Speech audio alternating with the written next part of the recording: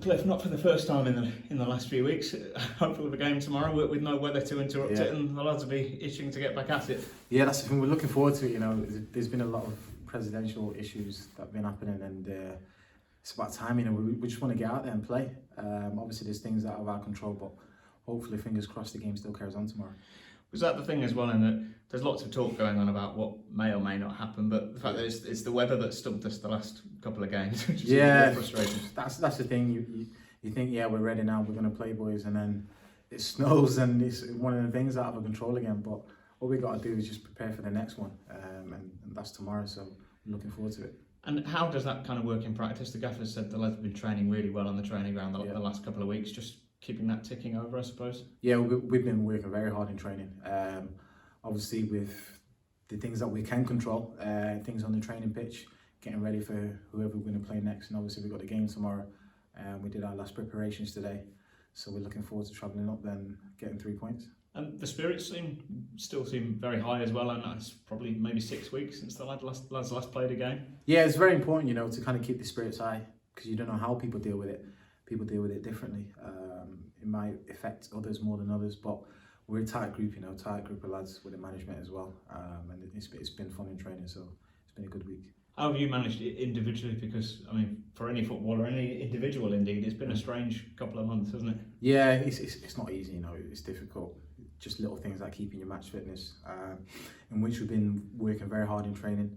And yeah, just personally, mindset as well, mentally, you know, you've got to try and keep yourself on track, and it's difficult when a lot of games get called off, and it's been a couple of weeks now. And now we've switched on, ready for tomorrow.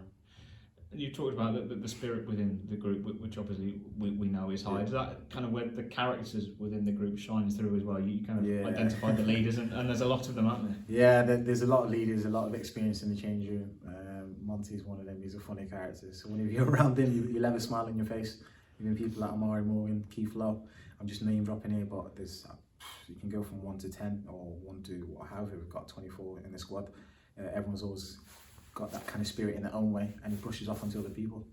And I guess really, I mean, there's so much talk about whether the season as a whole will carry on or whether it won't, but you'd rather be the prepared side of that, wouldn't you, than be caught cold thinking it isn't going to carry on and then get, I don't know, 8 games in 3 weeks or whatever it might be. Yeah, exactly. That's the kind of advantage we've had being full-time, you know.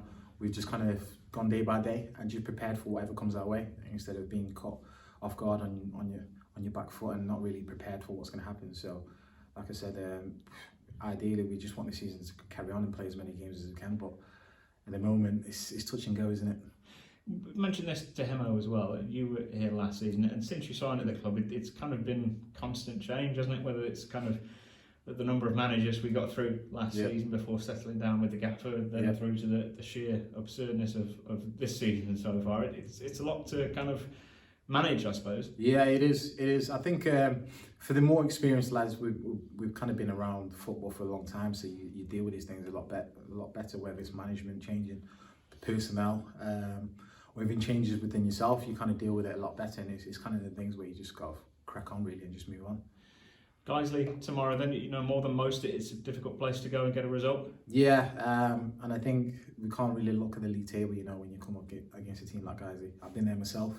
I know what both the managers like Marcus and Russ. They're very organised, well-drilled team, and we've got to step up to the plate. And I'll play them in every situation that we can. You know, it's not easy. It's a tight family club, and we're kidding against them. We've got to go there and make a statement. And like most teams, as you mentioned there, first and foremost, make their home ground a difficult place to go and pick up points. And you expect that to be the same? Yeah, it is. It is. The first thing is the long journey, so you've kind of just got to put that to the side, because everyone's got to do it at some point. And we've got there, like I said, it's a small family club, and they like to keep things knit and then tight with the players and the fans and the management. So they'll make it difficult for anyone, you know. But at the end of the day, we've got to get the job done.